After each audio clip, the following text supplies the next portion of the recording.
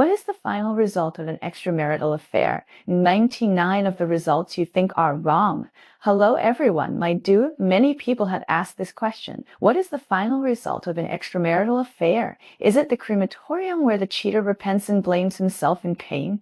Or do the two continue to make do for the sake of their children and family? This final result is actually a false proposition.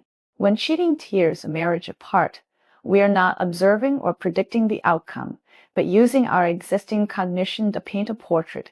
Those who hold the view that human nature is evil believe that there are only zero or countless cheating times, and that the cheater's repentance is just a false act, just to deceive again, and the final result is definitely divorce. Those who believe that marriage is sanctified and indecent think that a broken mirror cannot be mended, and the final ending is definitely for the sake of the children. They are simply extremely disappointed, will never talk about love again, and the final result is that responsibility is greater than feelings. Those who are quite realistic and rational believe that feelings will be like this in the end, and that no matter who you live with for decades, you are still family, and the interests are bound to have a solid foundation in reality.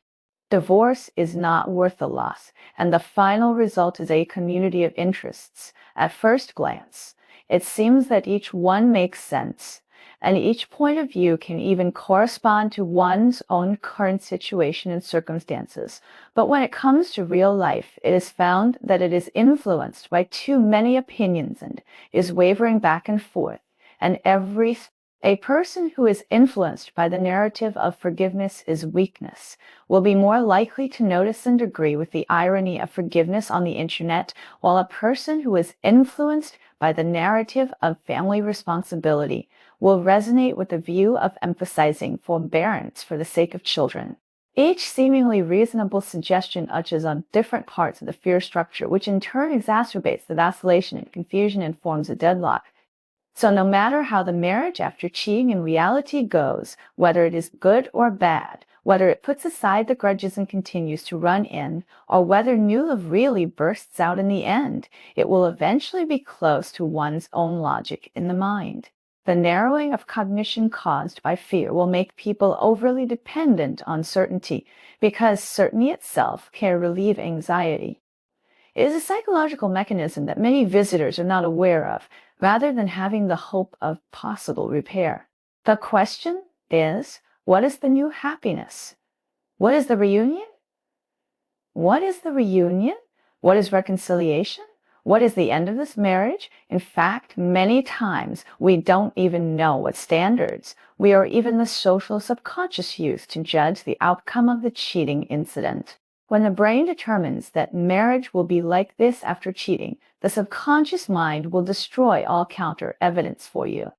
Presuppose the marriage is dead, or that the ending will always get better or worse, and then regard the deduction process of past experience as the real result and use it as a guide for action. In psychology, this is actually a zombie perspective. Looking at marriage in this way will make marriage only black and white. Precisely because what you see is defined by what you know. The final result of cheating in marriage is also defined by everyone's different cognitive inertia. We don't know what we see. On the contrary, we see what we know. The ending of a marriage after cheating is like Schrödinger's cat, but the box is painted with your cognitive background color. What color you paint, you see the cat in what state. Paint gold to see a living cat. Paint silver to see a half-dead cat. And the source of influence is your cognitive framework, or the cognitive method absorbed from the outside world. Borges once expressed this, which can precisely reflect the confused state of past experience about the end. Memory is not a repetition of the past, but a tampering with the past. We are always using today's ruins to rebuild yesterday's maze. Our judgment on the results of cheating is not an objective prediction, but is deeply shaped by individual cognition.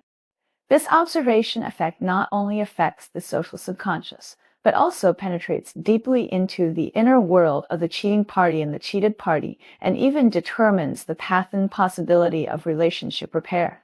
Therefore, what is the final result of cheating in marriage depends on what you are willing to believe in your subconscious mind. How do we view the results of cheating marriages? Many times we look for other people's experiences to refer to our own marriages. There is a deep reason. Many people who have been cheated have shown confusion when they visited, thinking that all the anxiety now is a dead end. When betrayal occurs, no one will really be calm. It can even be said that most people will have a fear of losing control, being separated, and being hurt. But in fact, the ending of marriage after cheating, this question that makes us anxious day and night, is not because it is difficult to rebuild the marriage and we can't find the answer, but because of fear, so we can't see the ending. When the extremely fragile psychology is exposed in the betrayal, it is inevitable that we can't cope with this mess for a moment, so we can only rely on past and current experiences to generate our own new impressions when we question this marriage and examine the cheater in front of us. It seems that the marriage has completely died at the moment when the cheating is revealed. All subsequent struggles, thinking, communication, and repair attempts are just confirming the existence of this ruined marriage. People will change, and love is so shabby. Feelings will fade, and people's hearts cannot be tested. More than 10 years of feelings seem like yesterday, and marriage is really a grave. People can't even fully empathize with themselves a second ago because everything is changing dynamically, and the new impression we generate is just putting a failure label on the cheating marriage. Fear and severe pain cut off the connection with past positive emotions and reinterpret beauty as hypocrisy or self-deception. Even if there is a foundation of love and support for more than 10 years, it will gradually be distorted, leaving only one conclusion. No matter what happens in the future, it will prove the negativity of everything is already destined. Trauma solidifies time, so it will be internalized into a deep cognition. Betrayal equals devastating pain equals the end of the relationship. In the end, even if nothing happens and the secondary harm has not yet occurred, they are driven to a dead end by the sense of powerlessness and desperate expectations of the relationship, just because they have preset a final ending for the cheating marriage. When you say, "I understand this person," you are actually killing him. You are fixing him in the past. It is in this situation that most of the cheated parties are more inclined to believe that cheating in marriage will evolve into the following endings. 1. Naturally inclined to catastrophic imagination. There is no way back. In order to protect themselves from greater harm, they will frantically rehearse the worst possibilities: lonely old age, economic collapse, children injured, being deceived again. At this time, no matter what is discovered in reality, how the other party reacts, and what changes the cheater really makes, this haze cannot be completely eliminated, so that other potential possibilities are completely obscured. They do not think that being able to communicate with each other is repair, and that experiencing pain is growth. Even a peaceful separation will be marked as a lifetime of betrayal. Second, the infidelity is absolutely labeled, and the marriage is doomed to fail. They believe that infidelity in marriage proves that people will change and will only get worse and worse. Getting better and better cannot resist the expectation of being shattered again in the future. Fear makes the partner's betrayal behavior absolute.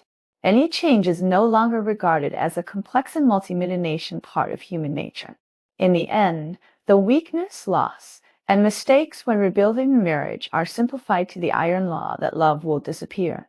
The partner is nailed to the label of betrayer, and his past efforts, current regrets, and the possibility of future changes, if any, are filtered out by fear or regarded as deception. Second, so what is the ending of an extramarital affair? When we think about the ending of an extramarital affair, everyone's prior experience will give us a preset, that is, the psychological model composed of many subjective factors in the past, as well as the psychological influence of social subconsciouses and social atmosphere. This kind of prejudice is integrated with everyone's personality and way of thinking so that we only see what we want to see. Correspondingly, the evolution of another possible ending is based on our own deepening understanding of human weaknesses, having a great cognition of marriage and cheating, understanding the complexity of cheating, but also knowing its destructive power, being more cautious but not absolutely pessimistic about reconstruction, and regaining the ability to perceive the dynamic evolution of marital relationships. In the final analysis, cheating is a progressive event full of pain and confusion, but also containing potential changes and choices. And dynamic perception is bound to remove the final conclusion on the outcome of marriage after cheating.